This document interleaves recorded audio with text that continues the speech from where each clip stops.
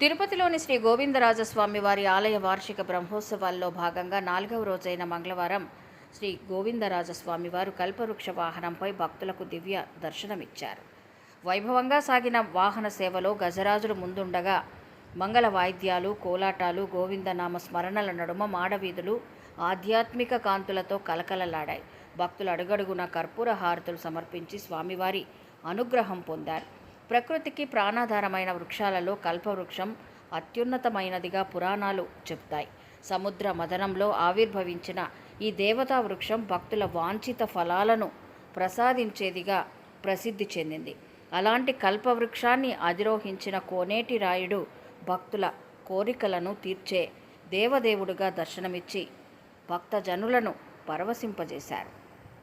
ఈనాటి మదంతి మోదంతే అనేన దీని చేత నేడు చక్కగా మనం దివ్యమైనటువంటి దర్శనాన్ని చూస్తూ స్వామివారి యొక్క ప్రభ వెలుగుతూ ఉన్నటువంటి కాబట్టి చక్కగా నేటి ఉత్సవాన్ని ఉత్సవ మకుటంగా తీర్చిదిద్దడమే కాకుండా కొలువై ఉన్నాడు వీడే గోవిందరాజు, గోవిందరాజు కొల కొల నేగి వచ్చే గోవిందరాజు. కొప్పుపై చూగులతోడి గోవిందరాజు,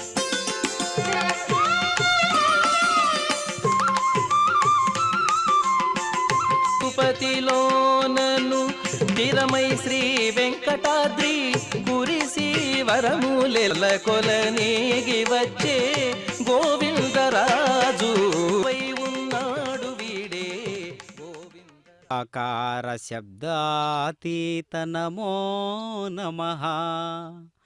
క్షీరసాగర శయన మహాబల సంపన్నా నీకు నమస్కారము. ఉదయించు బాల భానుని వంటి పవిత్ర పాద పద్మములతో బాలచంద్రుని వంటి ఉన్నట్లుగా డోలాయమాన ప్రపంచాన్ని నామరూప విలాసాత్మకమిదమైనటువంటి స్వామివారి యొక్క ప్రభ.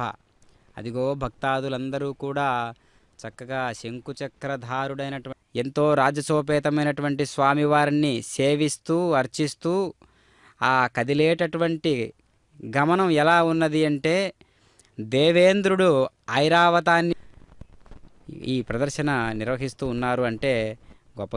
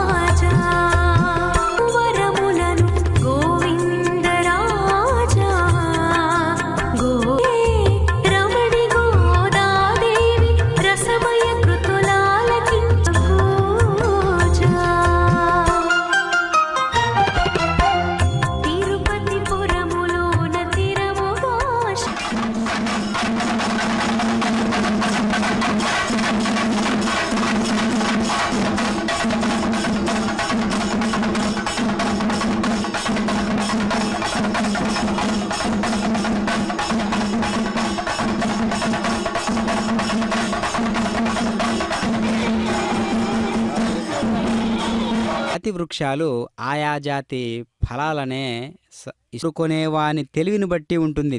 మంచివి కోరితే మంచివే వసజామ్యహం అని అంటూ భగవంతుడు భక్త మందారుడు కదా, భక్త కల్పకం కదా, భక్త పారిజాతం కదా.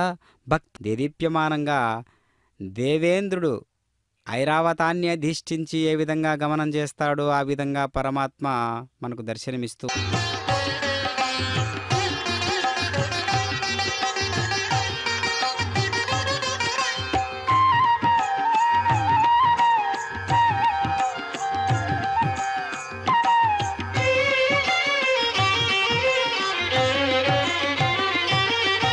పక్షివాహన గోవింద, పాండవ ప్రియనే గోవింద, గోవింద సీతానాయక గోవింద, శ్రిత పరిపాలక